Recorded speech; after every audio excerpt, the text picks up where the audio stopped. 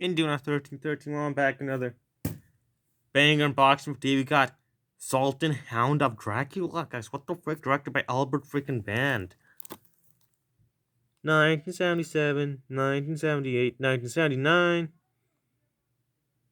Brand new master, guys. There's more to the legend that meets the throat. Yeah, guys. Dracula has a freaking dog, guys. It's a killer dog, guys. Looks like my dad. Here it is, Zoltan Hound Dracula. It looks scary. It looks scary. It looks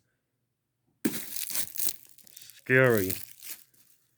Very scary. It looks very scary. It looks very scary. It looks very scary. It looks very scary. Here it is. Stupid, selfish. Oh wait, we were supposed to open it. Oh.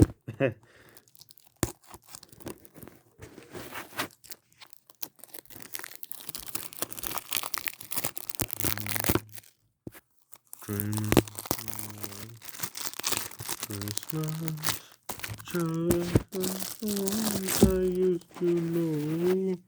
Sultan, dad of Dracula. Ooh. Well, I like this one better. Dracula's dog.